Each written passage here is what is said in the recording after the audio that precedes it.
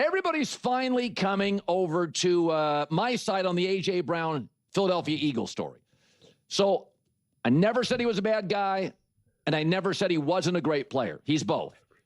He's a bad fit in Philly. And I said last year, after the Super Bowl, trade him. I said at the trade deadline, trade him. They didn't. And now he's got all the leverage. What are they going to do? Every time you put a mic in front of him, he's speaking out. Here's A.J. Brown's latest diatribe on the Philadelphia Eagles offense. At what point are we going to pick up our slack as an offense that we're so great, you know? And that's what I'm getting at. It's not about we're not winning or I don't care about winning. All I care about is stat. No, it's been week after week sometimes. We're not contributing. We're not doing our job on offense. So you can't just keep slapping the Band-Aid over that and you expect to win late in the year. You think you're going to go to it at the end of the year. It's not going to happen. I'm sorry. It's not going to happen. It's not going to happen. You know, and last year, what it was, thank you for the ring, but it's a new season. They adapted. We have to adapt. So now, you know, he knows he's got all the leverage. Right before the trade deadline, you don't want to get shipped off to Jacksonville. Or after the Super Bowl, it's like, oh, Eagles have a lot of time in the front office. I better watch out. Now, Philly's trapped. And there's only two things that take a Super Bowl roster out of Super Bowls. Number one, cluster injuries. Your whole offensive line gets hurt like the Chargers. Or drama. And this is drama. And the Eagles now are doing the worst thing you can do. They're forcing the ball to him. Oh, okay. They're trying to appease him, like that last throw down the field against the Packers. They're now just trying to appease him.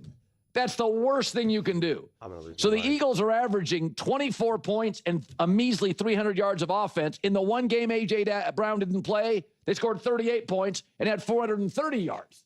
So this is not terribly complicated. And over the last 5 games, yesterday J-Mac said, well, who do you throw to? Well, over the last 5 games, the third leading receiver in the NFL is Devontae Smith. I'm not saying Devontae's better than A.J. Brown, but he's a better fit. So they have a number one receiver. They have a great back, a good O-line, a good quarterback, but it's the old, you know, pizza at a Mexican restaurant. I'm not saying the pizza's not great. It's kind of weird that it's on the menu, but you can be a great player, you can be a great guy, and it can just be a weird fit. Let's engage in a deep, thorough, and unflinching analysis of the current narrative firestorm surrounding the Philadelphia Eagles. We've reached a critical mass of commentary, reaction, and criticism that, in my view, has detached itself from logic, consistency, and a fundamental understanding of how elite football teams are built and evaluated. I aim to deconstruct this entire situation, piece by piece, because what we're witnessing in the media landscape is not just a difference of opinion. It's a case study in contradictory, reactionary, and often intellectually bankrupt analysis that does a disservice to the complexity of the sport. The entire foundation of the current criticism is built upon a foundation of sand, and it begins with a stunning lack of intellectual consistency. For the majority of the current season, a dominant and persistent narrative has been broadcast from several prominent media platforms. This narrative was simple and unequivocal. There is something systemically wrong with the Philadelphia Eagles offense. This wasn't a minor observation. It was a central thesis. The evidence presented was statistical and visual. The team was leading the league in 3-and-out drives. The offense was labeled as stagnant, predictable, and incapable of sustaining drives against competent defenses. Commentators would point to entire halves of football where the passing game seemed to vanish, and the production from a roster brimming with star talent was deemed insufficient. This was the established, repeatedly hammered home critique for weeks on end. It was the lens through which every Eagles game was analyzed.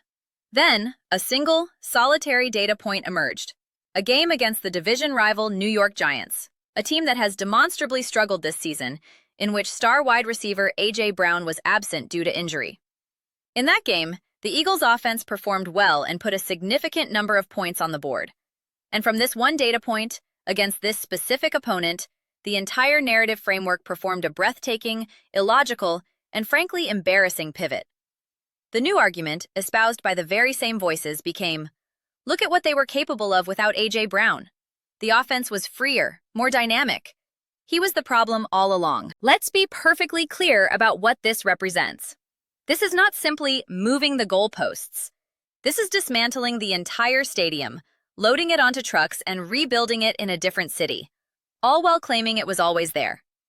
You cannot spend weeks diagnosing a patient with a chronic illness, pointing to specific symptoms like a high fever and a persistent cough, and then, when the patient has one good day where the cough subsides after taking a different medication, declare, "Aha! The absence of the cough was the real disease." The logical structure of this argument is so flawed it collapses under its own weight. It exposes the criticism not as a principled, evidence-based stance, but as a reactive, content-driven search for the hottest possible take, regardless of its connection to reality. Now, we must address the heart of the controversy, the actual words and intentions of A.J. Brown himself. His frustration has been widely reported, often stripped of context and reduced to a simple soundbite about wanting the ball. But to understand his position, one must listen to his more complete thoughts. His core message, when parsed from the noise, was not one of selfishness or a personal vendetta against quarterback Jalen Hurts. It was the frustration of an elite competitor. He was essentially saying, "Our offense, with all its talent, is not performing to its potential. We are better than this. We need to be better." He was, in fact, echoing the exact same criticism that these analysts had been leveling for the previous month. He was agreeing with their original premise, that the offense was underperforming. And yet, he is now being cast as the villain for it. His passion is being mischaracterized as petulance. His desire to win is being framed as a disruption. This is a profound misreading of both his character and his comments. This brings us to the single most staggering assertion to emerge from this mess: the idea that General Manager Howie Roseman committed a gross strategic error by not trading A.J. Brown. To even entertain this notion requires a willful disregard for the fundamental principles of roster construction, defensive strategy, and the value of transcendent talent in the National Football League. This is not a debatable point of strategy. It is a concept that borders on football illiteracy. Consider the testimony of an expert witness, one of the most respected defensive masterminds in the sport, Steve Spagnuolo, the defensive coordinator of the Kansas City Chiefs. He has explicitly and publicly stated that A.J. Brown is the single most important player on the Eagles' offense to game plan against. The entire defensive strategy for any opposing coordinator facing the Eagles is built around a central, challenging question. How do we limit, contain, or remove A.J. Brown's impact from this game? This is achieved through double teams, bracket coverage, safety help over the top, and coverage rotations designed specifically to account for his presence. This strategic focus is not an insult to the other weapons on the Eagles roster. It does not diminish Devontae Smith's sublime route running, Saquon Barkley's home run hitting ability out of the backfield, or Dallas Goedert's reliability in the intermediate middle of the field. It is instead the ultimate testament to the unique, game-warping force that a player of Brown's caliber represents. He is the sun around which the defensive solar system must orbit. His mere presence on the field creates space and opportunities for everyone else.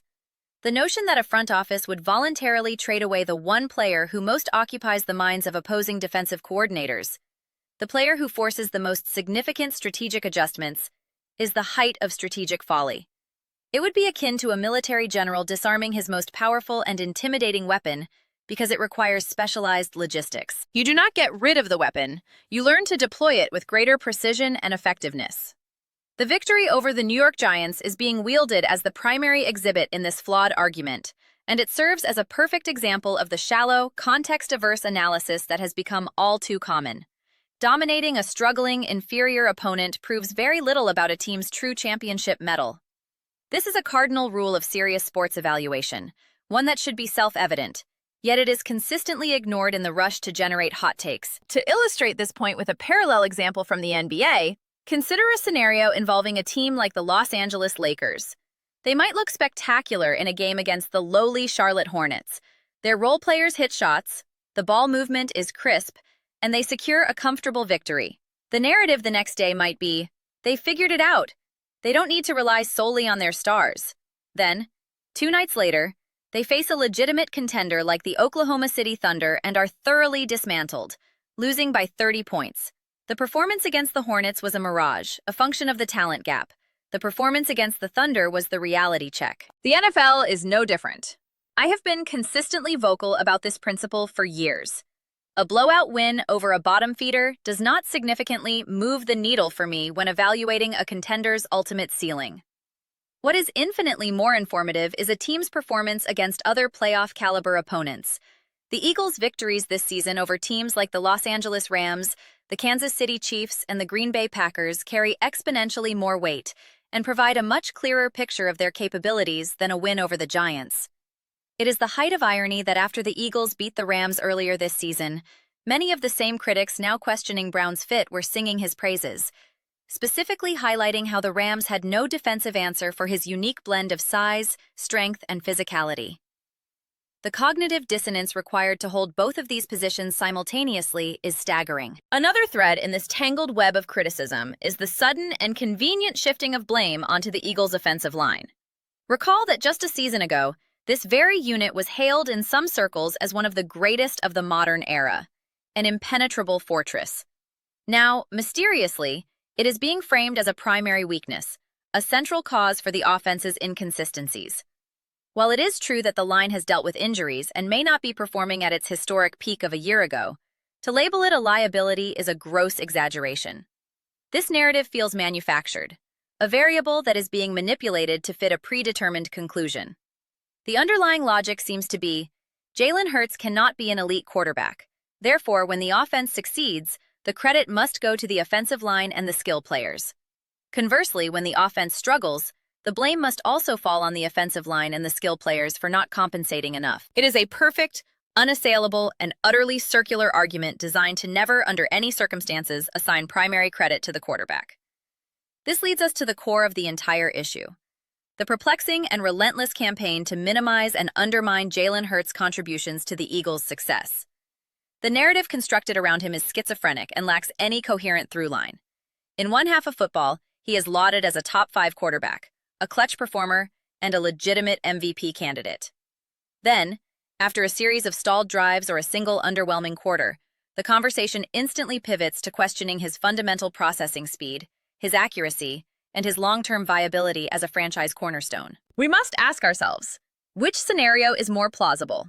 That Jalen Hurts, a player who has led his team to a Super Bowl and posted historic statistical seasons, periodically and inexplicably forgets how to play football at a professional level?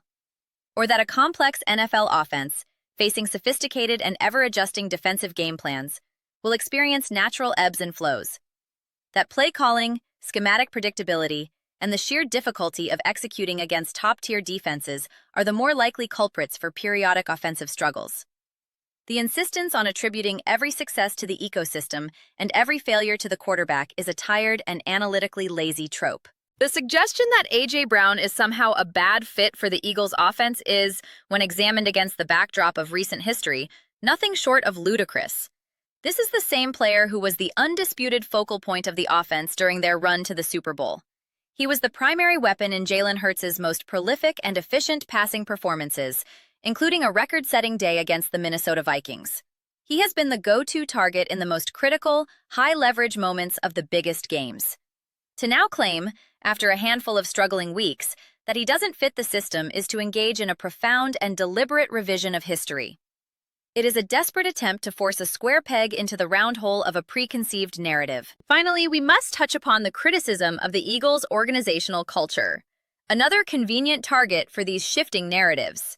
We are told that the Eagles have a dysfunctional or problematic culture, and yet the empirical evidence points in the exact opposite direction. Players who join the organization consistently speak about it in glowing terms, describing a first-class, professional, and highly competitive environment. Veterans who have left the team often do so with a palpable sense of loss and heartbreak, not with the relief of someone escaping a toxic situation. This is the hallmark of a strong and positive culture, not a weak one. The organization, under the leadership of Howie Roseman, is universally regarded as one of the most savvy, aggressive, and successful front offices in all of professional sports. They are perennial contenders who have demonstrated a remarkable ability to navigate the salary cap, execute impactful trades, and remain competitive in the league's toughest division. To dismiss this sustained success as a product of mere luck is the ultimate insult and represents a complete abandonment of analytical integrity. By this new, absurd luck narrative, the Eagles were simply fortunate to beat the greatest team of all time, Kansas City Chiefs, the greatest coach of all time, Sean McVay and the Rams, and the greatest young quarterback of all time and the Packers. This line of reasoning is self-parody. It instantly anoints every team the Eagles defeat as an historically great squad, thereby retroactively making the Eagles' victory a fluke.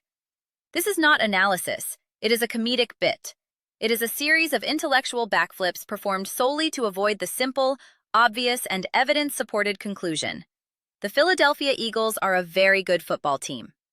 They possess a talented roster, a proven franchise quarterback, and an elite general manager.